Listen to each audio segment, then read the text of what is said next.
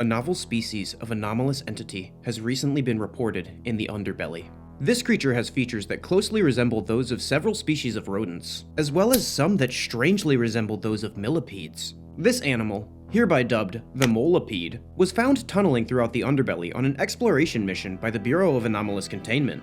The underbelly is an infinite liminal dimension made up of underground structures like sewers, subways, and catacombs that has many connections to Earth via the non-anomalous versions of those places. People often find themselves transported there by exploring a bit too deeply underground and losing track of where they are.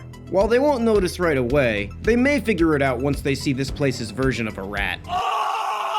To get a better understanding of this creature, we should first take a look at its physiology and biology. This animal will grow to be 7 to 15 feet long as an adult, and the amount of legs that it has is directly tied to the length of its spine, sprouting more weird stubby rat feet as it grows throughout its life.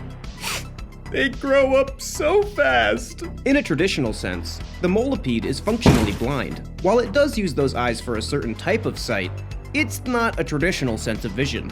The molipede instead uses this weird little wormy star-shaped nose to find its way around. This organ paints a picture of the world with a combination of scent and touch. The wormy feely-dealies are 100 times more sensitive than human fingertips, and the olfactory system is magnitudes stronger than a human nose.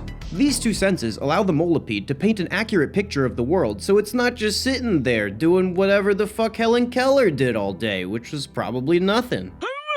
While I did say this creature was functionally blind, that was a lie.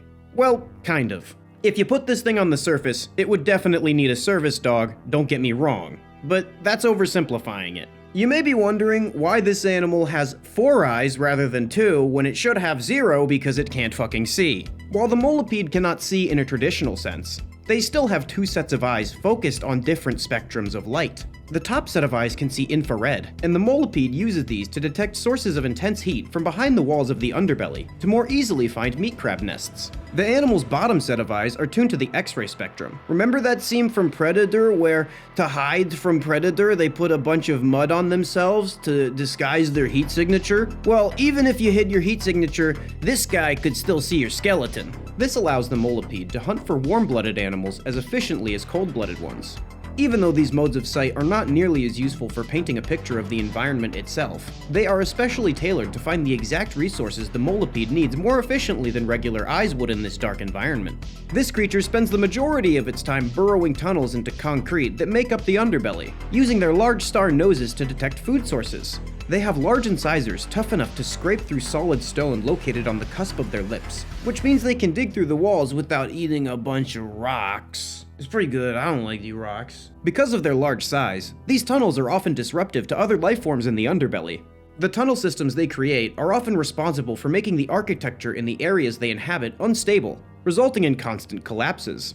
Because the collapses create areas cut off from most of the other underbelly, it is in these collapsed areas that molipedes find a safe place to reproduce and rear their young. Strangely, while these creatures are warm-blooded mammals, like part of their namesake, the millipede, they lay large clutches of soft-shelled eggs, and their blood contains a lethal poison. Molipedes lay clutches of up to 30 eggs at a time, and they usually do it in one of the naturally occurring shit piles in the underbelly. The eggs are around the size of a baseball, but taste much better than one. The newly hatched molipede is only a few inches in length.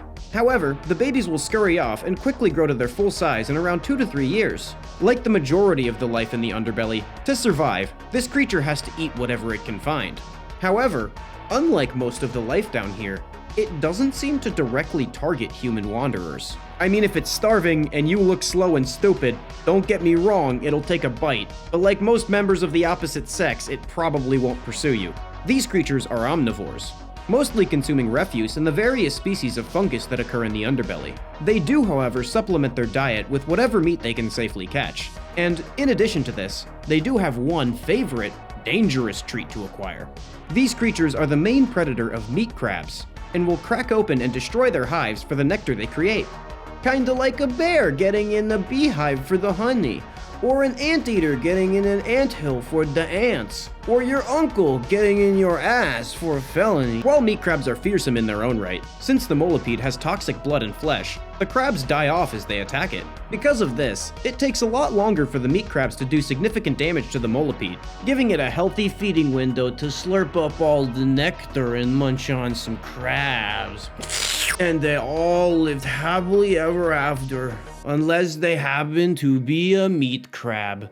The end. Anyways, if you like this video and want to see more of what goes on in the underbelly, make sure to like, comment, and subscribe with all notifications enabled, or I'll throw you in the sewers. I want to thank Dead Rex for drawing these spooky critters. Shout out the inner circle. Love y'all. Orange juice, stop it. That's unsanitary. Those are your cresticles. Why are you licking them?